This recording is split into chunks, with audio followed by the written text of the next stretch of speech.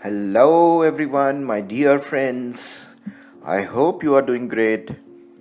I was in Davos World Economic Forum, and it was minus 10 degrees, Switzerland, and it was all white. Switzerland, this is the best thing about Switzerland. When it's in winters, it's all white. When you go in summers, it's all green. Anyways, it was good to be there in World Economic Forum. I was there last year, and I would love to go there next year. Met some good, interesting people, familiar faces from the Web3 space, good friends, and then also made some new contacts also. And yeah, and I could see that all the blockchain centers, all the blockchain pavilions were completely buzzing and crowded, and more people are going to World Economic Forum these days. It was very, very difficult to get a room there. The hotels were expensive, the Airbnb was extremely expensive. So, what I did, I stayed in a village and I used to travel every single day for 40 minutes with a friend of mine from Lithuania, and that's how we managed. Yeah, I could see all the Web3 pavilions, the blockchain centers, all were completely crowded, and people are showing more interest into this Web3 space. And not only individuals, but I could see also institutions, and also some of the governments are very active. And this shows that gradually there will be adoption and this space will grow. Only 3 to 4% of Indian whole world population is actually into Web3 space or into cryptos, and gradually we can see more and more. Once we have regulations, whether it's good or whether it's bad, we can see a lot more people entering into it, especially the institutions who are waiting for the right time to enter into the market. So let's see how the future is going to be. So let's come back to Ethereum. So as we discussed, Ethereum works on proof of work, similar to Bitcoin blockchain. So now Ethereum has some problems like scalability problem, high gas fee. Gas fee is the fee that we pay for every transaction that we do on Ethereum chain, and then also the problem of speed. And Ethereum also wants to be a energy efficient chain so that it becomes ESG compliance and there can be more institutions coming into it. So that's why Ethereum is shifting from proof of work to proof of stake. And what is proof of stake? In proof of stake, to become a validator, you have to stake your ETH or your coins. So, and if anybody tries to be do some any kind of malfunctioning or play wrongly, then these stake coins will be locked. So that's a kind of fine that you have to pay to the chain. And to increase right behavior and good performance, so they give you rewards as well. And that's how the chain works.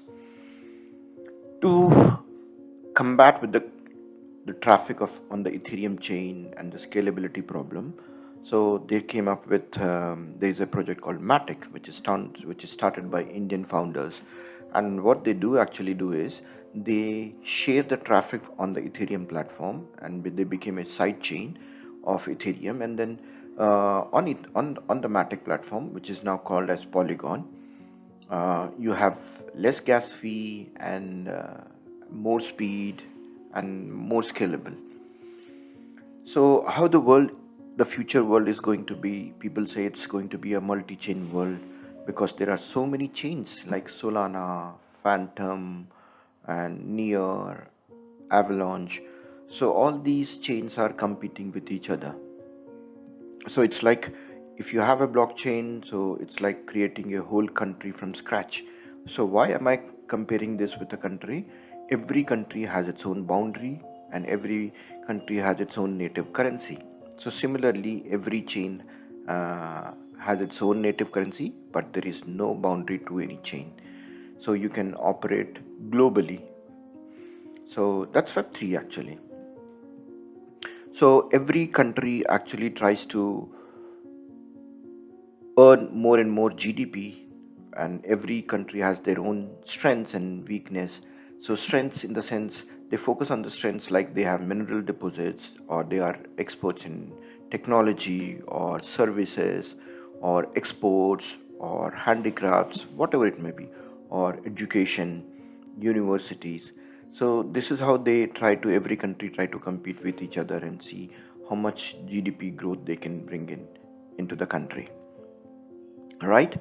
So similarly, every chain tries to compete with the other chain by how they want more and more developers to come onto their platform, and they want more and more projects to be built on their platform, so that more and more customers or community can participate on the chain. And the more projects, the more customers, the more TVL is locked. TVL is similar to what GDP for a country is.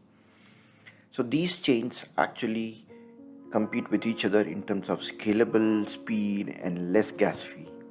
That's their main focus happens to be. So what do? They reach out to the developers community, they try to build a strong community, they go to different countries, offline, online, do events, hackathons to attract developers or projects or startups to work on their platform, and give them some grants, initial grants, so that with which they can start their projects. So this is how the Web3 multi-chain world works at the moment. So nobody knows which are the chains that is going to survive or will be active or will be there, and for how long, how the world is going to be, nobody knows. But one thing is very sure: lot of industries have to, or enterprises have to come onto this Web3 or blockchain world.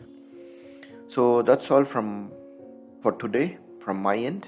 So look after yourself and keep reading, keep learning.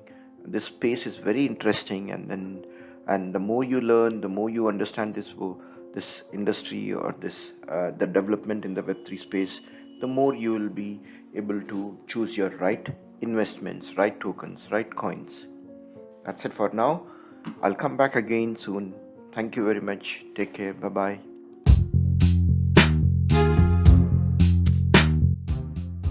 Hi, my name is Sai Poorna.